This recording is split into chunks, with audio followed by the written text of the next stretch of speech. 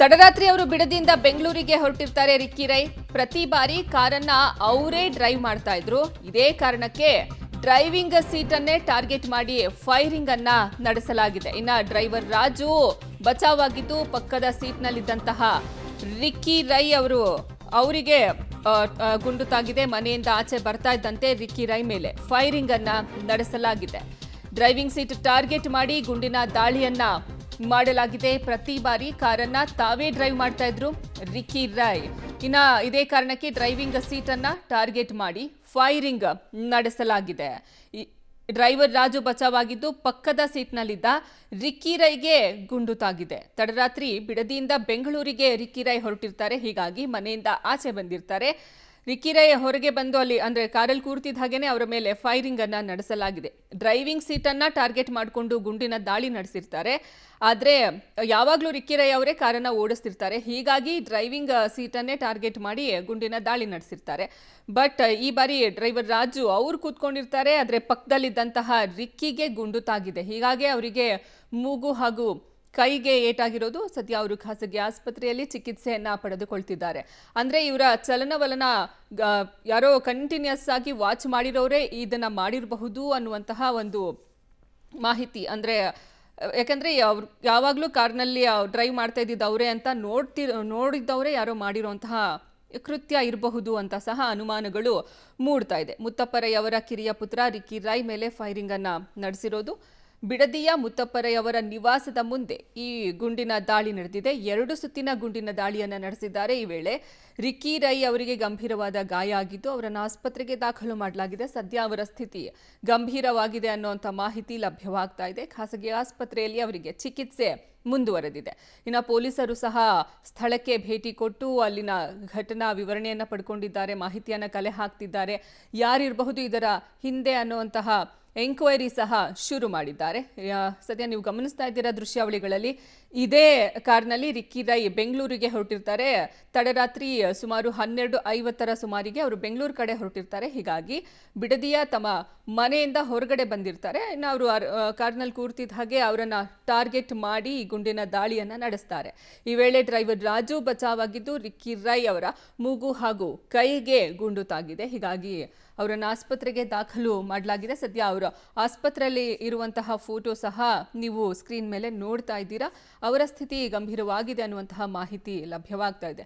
ಮುಗ್ಮೇಲೆ ಅವರಿಗೆ ಗುಂಡು ತಾಗಿದೆ. ಹೀಗಾಗಿ ಟ್ರೀಟ್ಮೆಂಟ್ ಅವ್ರಿಗೆ ಕಂಟಿನ್ಯೂಸ್ ಆಗಿ ನೀಡಲಾಗ್ತಾ ಇದೆ. ಅವರ ಮೋಸ್ಟ್ಲಿ ಅವ್ರನ್ನ ICUನಲ್ಲಿಟ್ಟು ಟ್ರೀಟ್ಮೆಂಟನ್ನು ಕೊಡ್ತಾ ಇರ್ಬೋದು. ಅವರ ಸ್ಥಿತಿ ಗಂಭೀರ ಅನ್ನುವಂತಹ ಮಾಹಿತಿ ಲಭ್ಯವಾಗ್ತಾ ಇದೆ. ಇನ್ನು ಪೊಲೀಸರು ಸಹ ಮುತ್ತಪ್ಪ ರೈ ಅವರ ಬಿಡದಿಯ ನಿವಾಸಕ್ಕೆ ಹೋಗಿ ಅಲ್ಲಿ ಪರಿಶೀಲನೆಯನ್ನ ನಡೆಸ್ತಿದ್ದಾರೆ. ಮನೆಯಿಂದ ಆಚೆ ಬರ್ತಾ ಇದ್ದಂತೆ ರಿಕ್ಕಿ ರೈ ಮೇಲೆ ಅವರು ಅಟ್ಯಾಕ್ ಅನ್ನ ಮಾಡಿದ್ದಾರೆ, ಫೈರಿಂಗ್ ಅನ್ನು ನಡೆಸಿದ್ದಾರೆ. ಡ್ರೈವರ್ ಸೀಟನ್ನು ಟಾರ್ಗೆಟ್ ಮಾಡಿಕೊಂಡು ಇವರು ಗುಂಡಿನ ದಾಳಿ ನಡೆಸಿರೋದು. ಬಟ್ ಪ್ರತಿ ಬಾರಿ ಅವರೇ ಡ್ರೈವಿಂಗ್ ಮಾಡ್ತಾ ಇದ್ರು. ಈ ಬಾರಿ ರಿಕ್ಕಿ ರೈ ಡ್ರೈವಿಂಗ್ ಮಾಡ್ತಾ ಇರಲಿಲ್ಲ. ಸದ್ಯ ನೀವು ದೃಶ್ಯಾವಳಿಗಳಲ್ಲಿ ಗಮನಿಸ್ತಾ ಇದ್ದೀರಾ. ಈಗ ಬಿಡದಿ ಹತ್ರ ಪೊಲೀಸರು ಬಂದಿದ್ದಾರೆ, ಅಲ್ಲಿ ಪರಿಶೀಲನೆಯನ್ನ ನಡೆಸ್ತಿದ್ದಾರೆ. ಇನ್ನು ಕಾರನ್ನ ಸಹ ಅವರು ಪರಿಶೀಲನೆ ಮಾಡ್ತಾ ಇದ್ದಾರೆ. ಪೊಲೀಸರು ಸ್ಥಳಕ್ಕೆ ಧಾವಿಸಿದ್ದಾರೆ. ಅಂದರೆ ರಾತ್ರಿಯಿಂದನೇ ಪೊಲೀಸರು ಅಲ್ಲೇ ಇದ್ದಾರೆ. ಅಂದರೆ ಎಂಕ್ವೈರಿನ ಮಾಡ್ತಿದ್ದಾರೆ. ಏನೇನಾಗತ್ತೆ, ಯಾರು ಇರಬಹುದು ಇದರ ಹಿಂದೆ, ಈ ಕೃತ್ಯದ ಹಿಂದೆ, ಅಥವಾ ಇವ್ರಿಗೆ ಪರಿಚಯಸ್ಥರೇ ಈ ರೀತಿ ಮಾಡಿರೋದಾ, ಯಾರು ಕಂಟಿನ್ಯೂಸ್ ಇವರನ್ನು ವಾಚ್ ಮಾಡಿ ಈ ಕೃತ್ಯವನ್ನು ಎಸಗಿದ್ದಾರಾ ಏನು ಅನ್ನೋದು ಇನ್ನು ತನಿಖೆ ನಂತರ ಇದೆಲ್ಲ ಗೊತ್ತಾಗ್ತಾ ಹೋಗುತ್ತೆ. 1:30 ಒಳಗಡೆ ಏನೋ ಒಂದು ಗುಂಡಿನ ದಾಳಿ ನಡೆದಿದೆ ಅಂತ ನಮಗೆ ಮಾಹಿತಿ ಬರುತ್ತೆ. ಬಂದಿದ್ದೀವಿ, ಅದರಲ್ಲಿ ಚೆಕ್ ಮಾಡಿದ್ದೀವಿ. ಇನ್ನೂ ಹೆಚ್ಚಿನ ಮಾಹಿತಿ ತೊಗೊತಿದ್ದೀವಿ. ನೋಡೋಣ ಅದೇನಾಗುತ್ತೆ. ಏನಾಗಿದೆ ಸರ್ ಇಂಜುರೀಸ್? ಸದ್ಯಕ್ಕೆ ಅವರಿಗೆ ಸಣ್ಣ ಪುಟ್ಟ ಇಂಜುರೀಸ್ ಆಗಿದೆ. ಅದು ಫರ್ದರ್ ನಾವು ನೋಡ್ತಿದ್ದೀವಿ. ಯಾರ ಮೇಲಾರು ಸಸ್ಪೆಕ್ಟ್? ಸದ್ಯಕ್ಕೇನೂ ಇಲ್ಲ. Thank you. ಎಲ್ಲ ತನಿಖೆ ಮಾಡ್ತಾ ಇದ್ದೀವಿ ಅಂತ ಸಹ ಇವಾಗಷ್ಟೇ ಹೇಳಿದ್ರು ಇನ್ನು ಅಧಿಕಾರಿಗಳು. ರಿಕ್ಕಿ ರೈ ಅವರಿಗೆ ಇದು ಬಿಸ್ನೆಸ್ ಇಂದ ಆಗಿರುವಂಥದ್ದ, ಬಿಸ್ನೆಸ್ ಎನಿಮಿಗಳು ಯಾರಾದರೂ ಈ ರೀತಿ ಮಾಡಿರೋದು, ಅಥವಾ ಸ್ನೇಹಿತರ, ಅಥವಾ ಯಾರಾದರೂ ರಿಲೇಟಿವ್ಸಾ, ಯಾರು ಅಂತ ಇನ್ನು ತನಿಖೆ ನಂತರ ಅದೆಲ್ಲ ತಿಳಿದು ಬರುತ್ತೆ. ಸದ್ಯಕ್ಕೆ ಪೊಲೀಸರು ಸ್ಥಳಕ್ಕೆ ಧಾವಿಸಿ ಪರಿಶೀಲನೆಯನ್ನ ನಡೆಸ್ತಾ ಇದ್ದಾರೆ.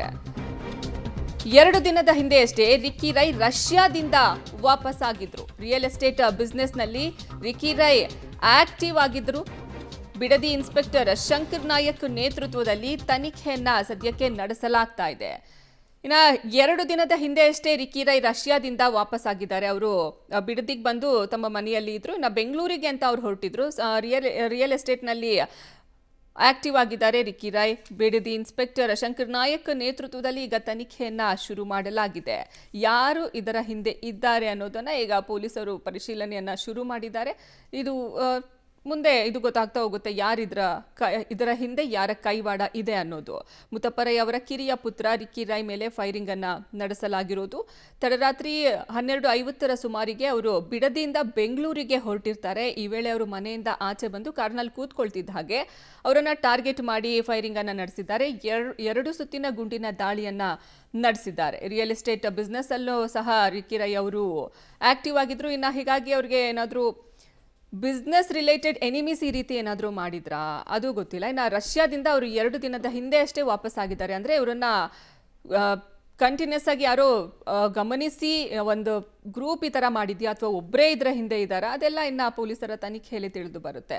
ಬಿಡದಿಯ ಇನ್ಸ್ಪೆಕ್ಟರ್ ಶಂಕರ್ ನಾಯಕ್ ಅವರ ನೇತೃತ್ವದಲ್ಲಿ ತನಿಖೆಯನ್ನು ಶುರು ಮಾಡಲಾಗಿದೆ. ಪೊಲೀಸರು ಸಹ ಅವರ ನಿವಾಸದತ್ತ ತೆರಳಿ ಅಲ್ಲಿ ಪರಿಶೀಲನೆಯನ್ನ ಮಾಡಿದ್ದಾರೆ, ತನಿಖೆಯನ್ನ ಕೈಗೊಂಡಿದ್ದಾರೆ. ಮುತ್ತಪ್ಪರೈ ಅವರ ಕಿರಿಯ ಪುತ್ರ ರಿಕ್ಕಿ ರೈ ಮೇಲೆ ಫೈರಿಂಗ್ ಅನ್ನ ನಡೆಸಲಾಗಿದೆ. ಅವರು ರಷ್ಯಾದಿಂದ 2 ದಿನದ ಹಿಂದೆ ಅಷ್ಟೇ ವಾಪಸ್ ಆಗಿರೋದು. ಅವರು ಬಿಡದಿಗೆ ಬಂದು ಅಲ್ಲಿ ಸ್ಟೇ ಆಗಿದ್ರು. ಬೆಂಗಳೂರು ಕಡೆ ಬರೋಣ ಅಂತ ಹೇಳಿ ನಿನ್ನೆ ಹೊರಟಿದ್ರು. ರಾತ್ರಿ 12:50 ಸುಮಾರಿಗೆ ಈ ವೇಳೆ ಈ ಫೈರಿಂಗ್ ಅನ್ನ ನಡೆಸಿದ್ದಾರೆ ಕಿಡಿಗೇಡಿಗಳು. ಈ ವೇಳೆ ರಿಕ್ಕಿ ರೈ ಅವರ ಮೂಗು ಹಾಗೂ ಕೈಗೆ ಗುಂಡು ತಾಗಿದ್ದು ಅವರನ್ನ ಖಾಸಗಿ ಆಸ್ಪತ್ರೆಗೆ ದಾಖಲು ಮಾಡಲಾಗಿದೆ. ಸದ್ಯ ಬಿಡದಿ ಹತ್ರ ಪೊಲೀಸರು ಜಮಾಯಿಸಿದ್ದಾರೆ, ಅಲ್ಲಿ ಪರಿಶೀಲನೆಯನ್ನ ನಡೆಸ್ತಿದ್ದಾರೆ. 2 ದಿನದ ಹಿಂದೆ ಅಷ್ಟೇ ಅವರು ವಾಪಸ್ ಆಗಿರ್ತಾರೆ. ಇನ್ನು ಬಿಡದಿಯಿಂದ ಬೆಂಗಳೂರಿಗೆ ಬರಬೇಕು ಅಂತ ಹೊರಟಿರ್ತಾರೆ. ಯಾವಾಗಲೂ ಅವರೇ ಡ್ರೈವ್ ಮಾಡ್ತಿರ್ತಾರೆ. ಹೀಗಾಗಿ ಡ್ರೈವಿಂಗ್ ಸೀಟನ್ನು ಟಾರ್ಗೆಟ್ ಮಾಡಿಕೊಂಡು ಫೈರಿಂಗನ್ನು ನಡೆಸ್ತಾರೆ. ಬಟ್ ಈ ಬಾರಿ ಬೇರೆ ಡ್ರೈವರ್ನ ಅವರು ಕೂತ್ಕೊಂಡಿರ್ತಾರೆ ಅಲ್ಲಿ, ರಾಜು ಅನ್ನೋರು. ಬಟ್ ಈ ಘಟನೆಯಲ್ಲಿ ರಾಜು ಅನ್ನೋರು ಬಚಾವಾಗಿದ್ದು ರಿಕ್ಕಿ ರೈ ಕೈ ಹಾಗೂ ಮೂಗಿಗೆ ಪೆಟ್ಟಾಗಿದೆ. ಹೀಗಾಗಿ ಅವರ ಸ್ಥಿತಿ ಗಂಭೀರ ಅಂತ ಸಹ ತಿಳಿದು ಬರ್ತಾ ಇದೆ. ಈ ಬಗ್ಗೆ ಹೆಚ್ಚಿನ ಮಾಹಿತಿ ನೀಡ್ತಾರೆ ನಮ್ಮ ಪ್ರತಿನಿಧಿ ರಾಘು. ಬಿಡದಿಯಿಂದ ಲೈವ್ ನಲ್ಲಿ ಜಾಯ್ನ್ ಆಗ್ತಿದ್ದಾರೆ. ರಾಘು, ಸದ್ಯ ಯಾವ ರೀತಿ ಪರಿಶೀಲನೆಯನ್ನ ನಡೆಸ್ತಿದ್ದಾರೆ ಪೊಲೀಸರು? ಯಾರು ಇದರ ಹಿಂದೆ ಇದ್ದಾರೆ ಅನ್ನೋದೇನಾದ್ರೂ ಪ್ರಾಥಮಿಕ ತನಿಖೆಯಲ್ಲಿ ಗೊತ್ತಾಯ್ತಾ? ಇನ್ನು ರಿಕ್ಕಿ ರೈ ಅವರ ಪರಿಸ್ಥಿತಿ ಈಗ ಹೇಗಿದೆ? ಅರ್ಪಿತಾ, ಗಮನಿಸಬಹುದು, ನಾನು ದೃಶ್ಯಾವಳಿಗಳನ್ನ ತೋರಿಸಿ ಎಕ್ಸ್ಪ್ಲೈನ್ ಮಾಡುವಂತ ಪ್ರಯತ್ನವನ್ನ ಮಾಡ್ತಾ ಇದ್ದೇನೆ. ಅರ್ಪಿತಾ, ಇದು 12:50 ಸುಮಾರಿಗೆ ನಡೆದಿರುವಂತಹ ಘಟನೆ. ಮಧ್ಯರಾತ್ರಿ ಮನೆಯಿಂದ ಹೊರ ಬರ್ತಾ ಇದ್ದ ಹಾಗೇನೆ ಅಂದ್ರೆ ಅವರ ಫಾರ್ಮ್ ಹೌಸ್ ಏನಿದೆ ಆ ಗಮನಿಸ್ತಾ ಇರ್ಬೋದು, ದೂರದಲ್ಲಿರುವಂತಹ ಫಾರ್ಮ್ ಹೌಸ್ ಇಂದ ನೇರವಾಗಿ 12:50 ಸುಮಾರಿಗೆ ಬೆಂಗಳೂರಿಗೆ ಹೊರಡೋದಿಕ್ಕೆ ಅಂತೇಳಿ ರಿಕ್ಕಿ ರೈ ಅವರ ಚಾಲಕರ ಜೊತೆ ಬರ್ತಾರೆ. ಸಾಮಾನ್ಯವಾಗಿ ಪ್ರತಿದಿನ ಅವರು ಕಾರನ್ನ ತೆಗೆದಾಗ ಅವರೇ ತಮ್ಮ ಕಾರನ್ನ ಡ್ರೈವಿಂಗ್ ಅನ್ನ ಮಾಡ್ಕೊಂಡು ಹೋಗ್ತಾ ಇದ್ರು. ಡ್ರೈವಿಂಗ್ ಸೀಟ್ ಅಲ್ಲಿ ಅವರೇ ಇರ್ತಾ ಇದ್ರು. ಬಟ್ ಆದ್ರೆ ಇವತ್ತು ಪಕ್ಕದಲ್ಲಿ ಚಾಲಕನನ್ನ ಕರೆದುಕೊಂಡು ಬಂದಿದ್ದಾರೆ. ಈ ಫಾರ್ಮ್ ಹೌಸ್ ಇಂದ ಆಚೆ ಬರ್ತಾ ಇದ್ದಾಗೇನೆ ಇದೇ ಸ್ಪಾಟ್ ಅಲ್ಲಿ, ಈಗ ಕಾರ್ ನಿಂತಿರುವಂತಹ ಈ ಸ್ಪಾಟ್ ಏನಿದೆ ಇಲ್ಲಿ ಬರ್ತಾ ಇದ್ದಾಗೇನೆ ಎದುರುಗಡೆ ಇರುವಂತಹ ಕಾಂಪೌಂಡ್ ನ ಒಳಭಾಗದಿಂದ ನೇರವಾಗಿ ಶೂಟ್ಔಟ್ ಆಗುತ್ತೆ. ಈ ಕಾಂಪೌಂಡ್ ನ ಒಳಭಾಗದಿಂದ ಶೂಟ್ಔಟ್ ಆಗುತ್ತೆ. ಬಟ್ ಕತ್ಲೆ ಇದ್ದಂತ ಕಾರಣಕ್ಕಾಗಿ ಎಷ್ಟು ಜನ ಇದ್ರು, ಎಲ್ಲಿದ್ರು, ಯಾರು ಅನ್ನುವಂಥದ್ದು ಸ್ಪಷ್ಟವಾಗಿ ಗೊತ್ತಾಗಿಲ್ಲ. ಯಾಕಂದ್ರೆ ಬಿಕಾಸ್ ಈ ಭಾಗದಲ್ಲಿ ಎಲ್ಲೂ ಕೂಡ ಲೈಟ್ಗಳು ಇರೋದಿಲ್ಲ, ಬೀದಿ ದೀಪಗಳು ಇರೋದಿಲ್ಲ. ಸೊ ಆ ಕಾರಣಕ್ಕಾಗಿ ನೇರವಾಗಿ ಫೈರಿಂಗ್ ಆದ ತಕ್ಷಣ ಈ ಕಡೆಗೆ ಬಂದು ಬೀಳುತ್ತೆ. ಗಮನಿಸಬಹುದು ಕಾರ್ನ ದೃಶ್ಯಾವಳಿಗಳನ್ನ. ಇದೇ ಬ್ಲಾಕ್ ಕಲರ್ ಫಾರ್ಚುನರ್ ಕಾರ್ನಲ್ಲಿ ಅವರು ಹೋಗ್ತಾ ಇರ್ತಾರೆ. ಡ್ರೈವರ್ ಸೀಟ್ ನ ಪಕ್ಕದಲ್ಲೇ ಇರುವಂತಹ ಹ್ಯಾಂಡಲ್ ಏನಿದೆ, ನಾವು ಡೋರನ್ನು ಓಪನ್ ಮಾಡುವಂತಹ ಹ್ಯಾಂಡಲ್ ಏನಿದೆ ಆ ಹ್ಯಾಂಡಲ್ ನ ಮುಖ್ಯ ದ್ವಾರದ ಮುಖಾಂತರವೇ ಗುಂಡು ಒಳಭಾಗಕ್ಕೆ ಹೋಗಿರುವಂತದ್ದು. ಗುಂಡು ಶೂಟ್ ಮಾಡ್ತಾ ಇದ್ದಂಗೆ ಅಂದ್ರೆ ಆ ಗನ್ನಲ್ಲಿ ಶೂಟ್ ಮಾಡ್ತಾ ಇದ್ದಾಗೇನೆ ಅವರು ನೇರವಾಗಿ ಡ್ರೈವರ್ ಸ್ವಲ್ಪ ಮುಂದೆ ಬೆಂಡ್ ಆಗ್ತಾ ಇದ್ದಂಗೆ ಪಕ್ಕದಲ್ಲೇ ಇದ್ದಂತಹ ರಿಕ್ಕಿ ರೈ ಅವರ ಭುಜ ಜೊತೆಗೆ ಮೂಗಿನ ಭಾಗಕ್ಕೆ ಗುಂಡು ತಗುಲುವಂಥದ್ದು, ಗಂಭೀರವಾಗಿ ಗಾಯಗೊಳ್ತಾರೆ. ಅಂದ್ರೆ ಒಂದೊಮ್ಮೆ ಅವ್ರೇನಾದ್ರೂ ಮುಂದೆ ಡ್ರೈವರ್ ಏನಾದ್ರು ಬೆಂಡ್ ಆಗಿರಲಿಲ್ಲ ಅಂತ ಹೇಳಿದ್ರೆ ನೇರವಾಗಿ ಟಾರ್ಗೆಟ್ ಮಾಡಿದಂತಹ ಡ್ರೈವಿಂಗ್ ಸೀಟ್ ಏನಿರ್ತಾ ಇತ್ತು ಅಲ್ಲಿಗೆ ಗುಂಡು ತಗುಲ್ತಾ ಇತ್ತು. ಡ್ರೈವರು ಆ ಪ್ರಾಣಕ್ಕೆ ಅಪಾಯ ಆಗುವಂತ ಸಾಧ್ಯತೆ ಇತ್ತು. ಬಟ್ ಡ್ರೈವರ್ ಬೆಂಡ್ ಆದಂತಹ ಕಾರಣಕ್ಕಾಗಿ ಪಕ್ಕದಲ್ಲಿ ಇದ್ದಂತಹ ರಿಕ್ಕಿ ರೈ ಅವರಿಗೆ ಬಿದ್ದಿದೆ. ಬಟ್ ಅನೇಕ ದಿನಗಳಿಂದ ಅವರು ಕೂಡ ರಿಯಲ್ ಎಸ್ಟೇಟ್ ನಲ್ಲಿ ಆಕ್ಟಿವ್ ಆಗಿರುವಂತದ್ದು, ಜೊತೆಗೆ ಒಂದಷ್ಟು ಬೇರೆ ಬೇರೆ ಬಿಸ್ನೆಸ್ ಗಳಲ್ಲೂ ಕೂಡ ರಿಕ್ಕಿ ರೈ ಅವರು ಆಕ್ಟಿವ್ ಆಗಿರುವಂತದ್ದು. ಸೊ ಈ ಹಿನ್ನೆಲೆಯಲ್ಲೂ ಕೂಡ ಅವ್ರ ಮೇಲೆ ಯಾರಾದ್ರೂ ದಾಳಿಯನ್ನ ಮಾಡಿದಾರ ಅನ್ನುವಂತ ಅನುಮಾನಗಳು ಕೂಡ ಸದ್ಯ ಪೊಲೀಸರಿಗಿದೆ. FSL ತಂಡ ಜೊತೆಗೆ SP ಅವರು ಕೂಡ ಸ್ಥಳದಲ್ಲೇ ಇದ್ದಾರೆ. ಅವರು ಕೂಡ ಪರಿಶೀಲನೆಯನ್ನ ಮಾಡ್ತಾ ಇದ್ದಾರೆ. ಏನಾಗಿದೆ ಎತ್ತ ಅನ್ನುವಂತಹ ಮಾಹಿತಿಗಳನ್ನ ಸಂಗ್ರಹ ಮಾಡುವಂತ ಕೆಲಸವನ್ನ FSL ಟೀಮ್ ಕೂಡ ಮಾಡ್ತಾ ಇದೆ. ಸದ್ಯ ಇಲ್ಲಿಂದ ನೇರವಾಗಿ ಘಟನೆ ಆದ ಬಳಿಕ ಇಲ್ಲಿ ಸ್ಥಳೀಯ ಆಸ್ಪತ್ರೆಗೆ ಅವರನ್ನ ದಾಖಲು ಮಾಡಿರ್ತಾರೆ. ಬಟ್ ಹೆಚ್ಚಿನ ಚಿಕಿತ್ಸೆಗೆ ಬೇಕಾಗುತ್ತೆ ಅನ್ನುವಂತ ಕಾರಣಕ್ಕಾಗಿ ಇಲ್ಲಿಂದ HAL ಬಳಿಯ ಮಣಿಪಾಲ್ ಹಾಸ್ಪಿಟಲ್ ಏನಿದೆ ಅಲ್ಲಿಗೆ ಅವ್ರನ್ನ ಸೇರಿಸುವಂತ ಕೆಲಸಗಳಾಗುತ್ತೆ. ಸದ್ಯ ಕೈ ಜೊತೆಗೆ ಮೊಣಕೈ ಮತ್ತೆ ಮೂಗಿಗೆ ಗಂಭೀರವಾದಂತಹ ಗಾಯಗಳಾಗಿದೆ. ಸದ್ಯ ಅವರನ್ನ ಹೆಚ್ಚಿನ ಚಿಕಿತ್ಸೆಯನ್ನ ಮಾಡಲಾಗ್ತಾ ಇದೆ. ಕೇವಲ ಇಲ್ಲಿ ಮಾತ್ರ ಅಲ್ಲ, ಅಲ್ಲೂ ಕೂಡ HL ಬಳಿಯ ಮಣಿಪಾಲ್ ಆಸ್ಪತ್ರೆಯ ಬಳಿಯೂ ಕೂಡ ಬಿಗಿ ಪೊಲೀಸ್ ಬಂದೋಬಸ್ತನ್ನ ಮಾಡ್ಕೊಳ್ಳೋದ್ರ ಮುಖಾಂತರವಾಗಿ ಅಲ್ಲೂ ಕೂಡ ಅವರಿಗೆ ಟ್ರೀಟ್ಮೆಂಟ್ ಅನ್ನ ಮಾಡುವಂತ ಕೆಲಸಗಳಾಗ್ತಾ ಇದೆ. ಸದ್ಯ ಒಂದಷ್ಟು ಗಂಭೀರವಾದಂತಹ ಗಾಯಗಳಾಗಿರುವಂತ ಕಾರಣಕ್ಕಾಗಿ ಹೆಚ್ಚಿನ ಚಿಕಿತ್ಸೆ ಬೇಕಾಗುತ್ತೆ ಎನ್ನುವಂತ ಮಾಹಿತಿ ಸಿಗ್ತಾ ಇದೆ. ಬಟ್ ಆದ್ರೆ ಪ್ರಾಣಾಪಾಯದಿಂದ ಪಾರಾಗಿದ್ದಾರೆ ಎನ್ನುವಂತಹ ಪ್ರಾಥಮಿಕ ಮಾಹಿತಿ ಸದ್ಯ ಸಿಗ್ತಾ ಇರುವಂತದ್ದು. ಅರ್ಪಿತಾ, ರಾಘು, ಈಗ ಪ್ರೈಮರಿ ಸಸ್ಪೆಕ್ಟ್ ಅಂತ ಯಾರನ್ನಾದ್ರೂ ಇವರು ಗುರುತಿಸಿದಾರಾ? ಅದ್ರ ಜೊತೆಗೆ ಇನ್ನು ಅವ್ರ ಫ್ಯಾಮಿಲಿ ಮೆಂಬರ್ಸ್ ಏನು ಹೇಳಿಕೆ ಕೊಟ್ಟಿದ್ದಾರೆ? ಇವ್ರಿಗೇನಾದ್ರೂ ಇವ್ರ ಮೇಲೆ ಯಾರಿಗಾದ್ರೂ ದ್ವೇಷ ಆಯ್ತಾ? ಅವ್ರೇನಾದ್ರೂ ಜಗಳ ಮಾಡಿದ್ರಾ? ಈ ರೀತಿ ಏನಾದ್ರೂ ಘಟನೆ ಅಂದದೇನಾದ್ರೂ ಆ ಸಂದರ್ಭಗಳನ್ನ ವಿವರಣೆ ಕೊಟ್ಟಿದ್ದಾರಾ? ಅರ್ಪಿತಾ, ಇಲ್ಲಿ ತನಕ ಈ ಘಟನೆಗೆ ಸಂಬಂಧಪಟ್ಟಂತೆ ಯಾರೂ ಕೂಡ ಪ್ರೈಮರಿ ಸಸ್ಪೆಕ್ಟ್ ಅನ್ನುವಂಥದ್ದು ಇನ್ನೂ ಕೂಡ ಗೊತ್ತಿಲ್ಲ. ಯಾಕಂದ್ರೆ ಘಟನೆ ಆದಾಗ ಚಾಲಕ ಜೊತೆಗೆ ರಿಕ್ಕಿ ರೈ ಇಬ್ರು ಮಾತ್ರ ಇರ್ತಾರೆ. ಈ ಸಂದರ್ಭದಲ್ಲಿ ಅವರು ಒಳಭಾಗದಿಂದ, ಅಂದ್ರೆ ಈ ಕಾಂಪೌಂಡ್ ಏನ್ ಕಾಣ್ತಿದೆ, ಕಾಂಪೌಂಡ್ ನ ಒಳಭಾಗದಿಂದ ಶೂಟ್ ಮಾಡಿರುವಂತ ಕಾರಣಕ್ಕಾಗಿ ಕತ್ತಲೆ ಇತ್ತು, ಲೈಟ್ ಇರ್ಲಿಲ್ಲ. ಸೊ ಒಂದು ಹಂತದಲ್ಲಿ ಅವ್ರು ಯಾರು ಅನ್ನುವಂಥದ್ದು ಇನ್ನೂ ಕೂಡ ಸ್ಪಷ್ಟವಾಗಿ ಗೊತ್ತಿಲ್ಲ. ಬಟ್ ಇನ್ನೊಂದು ಹಂತದಲ್ಲಿ, ಇನ್ನೊಂದು ಆಂಗಲ್ ನಲ್ಲಿ ಅದನ್ನ ನೋಡೋದಾದ್ರೆ ಇವ್ರಿಗೆ ಯಾರ ಮೇಲಾದ್ರೂ ಅನುಮಾನ ಇದೆಯಾ ಅನ್ನುವಂಥದ್ದನ್ನು ಕೂಡ ಈಗ ನೋಡ್ಬೇಕಾಗುತ್ತೆ. ಬಟ್ ಆದ್ರೆ ಸದ್ಯ ಅವರು ಹಾಸ್ಪಿಟಲೈಸ್ಡ್ ಆಗಿರುವಂತ ಕಾರಣಕ್ಕಾಗಿ ಹೆಚ್ಚಿನ ವಿಚಾರಣೆಯನ್ನ ಮಾಡಬೇಕಾಗುತ್ತೆ. ಅವರು ಸ್ವಲ್ಪ ಸುಧಾರಣೆ ಕಂಡ ತಕ್ಷಣ ಅವರ ಬಳಿ ಮಾಹಿತಿಯನ್ನ ಪಡೆಯುವಂತ ಕೆಲಸಗಳನ್ನ ಮಾಡಲಾಗುತ್ತೆ.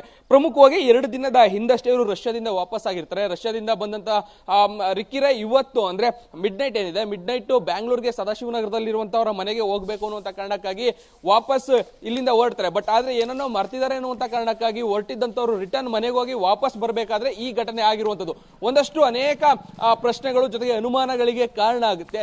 ರಿಕ್ಕಿ ರೈ ಅವರ ಚಲನವಲನ ಮುಂಚೆ ಅವ್ರಿಗೆ ಗೊತ್ತಿತ್ತ? ಅವ್ರಿಗೆ ಯಾರು ಇನ್ಫಾರ್ಮೇಶನ್ ಗಳನ್ನ ಕೊಟ್ಟಿದ್ರು, ಅಂದ್ರೆ ಯಾರು ಶೂಟ್ಔಟ್ ಮಾಡಿದರೆ ಅವ್ರಿಗೆ ಇನ್ಫಾರ್ಮೇಶನ್ ಕೊಟ್ಟಿದಂತವ್ರು ಯಾರು? ಹೀಗೆ ಒಂದಷ್ಟು ಅನುಮಾನಗಳು ಸಾಮಾನ್ಯವಾಗಿ ಮೂಡುತ್ತೆ. ಈ ಆಂಗಲ್ ಅಲ್ಲೂ ಕೂಡ ಈಗ ಸದ್ಯ ಪೊಲೀಸರು ತನಿಖೆಯನ್ನ ಮಾಡ್ತಾ ಇದ್ದಾರೆ. ಬೇರೆ ಯಾರ ಮೇಲಾದ್ರೂ ಅನುಮಾನ ಇತ್ತಾ? ಹಿಂದೆ ಯಾರ ಜೊತೆ ಆದ್ರೂ ಈ ರೀತಿಯಾದಂತಹ ಒಂದಷ್ಟು ಘಟನೆಗಳು ನಡೆದಿದ್ವಾ? ಯಾವ ಕಾರಣಕ್ಕಾಗಿ ಇವ್ರ ಮೇಲೆ ಈ ರೀತಿಯಾದಂತಹ ದಾಳಿಯನ್ನ ಮಾಡಲಾಗಿದೆ? ಒಂದೊಮ್ಮೆ ರಿಕ್ಕಿ ರೈ ಅವರನ್ನೇ ಟಾರ್ಗೆಟ್ ಮಾಡಿದ್ದಂಥದ್ದ ಅಥವಾ ಅವ್ರ ಪಕ್ಕದಲ್ಲಿದ್ದಂಥ ಚಾಲಕನನ್ನ ಟಾರ್ಗೆಟ್ ಮಾಡಿದ್ದಂಥದ್ದು, ಇವೆಲ್ಲವನ್ನ ಕೂಡ ಸದ್ಯ ತನಿಖೆ ಮುಖಾಂತರವೇ ಹೊರತರಬೇಕಿದೆ. ಸೊ ಆ ಕಾರಣಕ್ಕಾಗಿ ಪ್ರಾಥಮಿಕವಾಗಿ ಒಂದಷ್ಟು ಚಾಲಕ ಏನಿದೆ, ಇವ್ರ ಜೊತೆ ಇದ್ದಂತ ರಾಜು ಚಾಲಕ ಏನಿದ್ರೆ ಅವರನ್ನು ಕೂಡ ತನಿಖೆ ಮಾಡುವಂತ ಕೆಲಸವನ್ನ, ಅವ್ರನ್ನೂ ಕೂಡ ವಿಚಾರಣೆ ಮಾಡುವಂತ ಕೆಲಸವನ್ನ ಸದ್ಯ ಪೊಲೀಸರು ಮಾಡ್ತಾ ಇದ್ದಾರೆ. ಹಂತ ಹಂತವಾಗಿ ರಿಕ್ಕಿ ರೈ ಹುಷಾರಾದ ಬಳಿಕ ಅವ್ರು ಕೊಡುವಂತ ಹೇಳಿಕೆ ಆಧಾರದ ಮೇಲೆ ಬೇರೆ ಯಾರ ಮೇಲಾದ್ರೂ ಅನುಮಾನ ಇದ್ರೆ ಅಂತವ್ರನ್ನ ವಿಚಾರಣೆ ಮಾಡುವಂತ ಕೆಲಸವನ್ನ ಸದ್ಯ ಪೊಲೀಸರು ಮಾಡಿದ್ದಾರೆ. ಅರ್ಪಿತಾ, ಧನ್ಯವಾದ ರಾಘು, ನಿಮ್ಮೆಲ್ಲ ಮಾಹಿತಿಗಾಗಿ.